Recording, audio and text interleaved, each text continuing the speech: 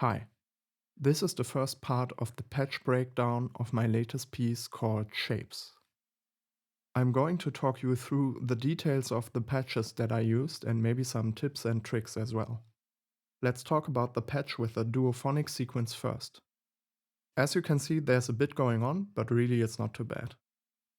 It all starts out here with Yans, where the MIDI signal from the DAW comes in. Yans is in the 2 mono mode, which receives and outputs 2 mono MIDI signals. The first part is set up to be on channel 1 and the second part on channel 2. From Yans, the control voltage goes into 2 even VCOs, the triangle output of which is patched into the BF22 silent key filter, which is in turn patched into the Hexmix VCA. After the VCA, the signal is patched into the 4MS dual looping delay, and from there it goes into the output.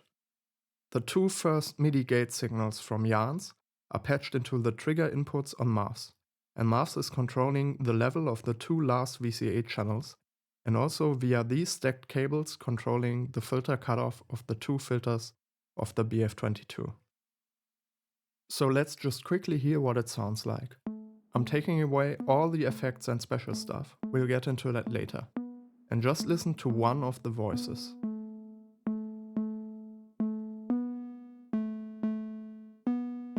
As you can hear, it's a fairly simple sound. I have a bit of resonance on the BF22 just to get a touch more bite when the filter is closed and more presence as well.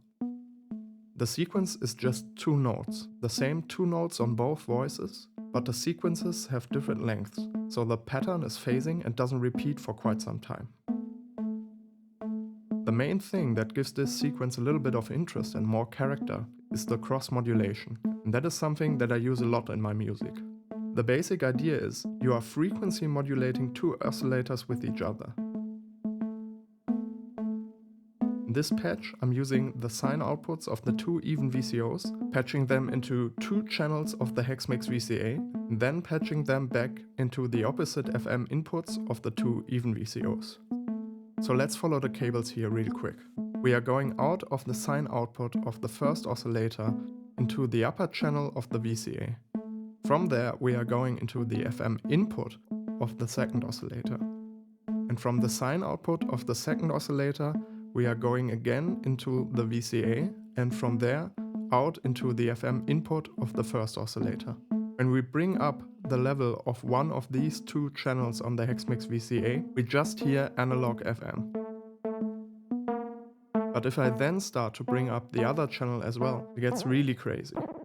Because the 2 oscillators are modulating each other, we get a much more chaotic sound.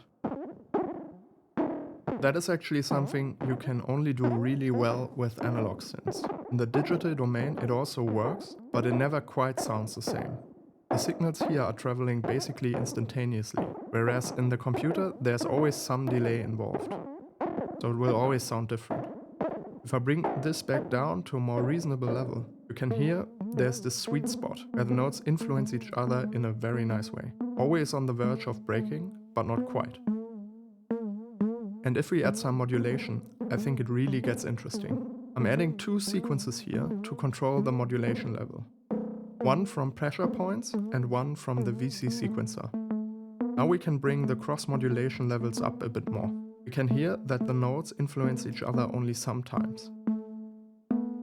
Sometimes it's clean and sometimes there's this grit that's added to it that I really like.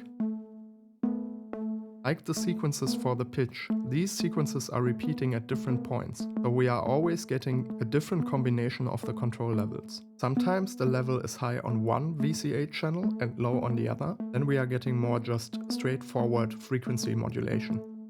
Sometimes they're both down, in that case we're getting no modulation and a very clean sound. And sometimes they're both up, then we get this more chaotic sound. What I like about this technique is that we're always getting different nuances of sound on multiple levels, which keeps a simple pattern interesting. After the Hexmix and all the modulation, we're going into the dual looping delay, just to add some subtle delays and a bit more rhythmic intricacies to the pattern.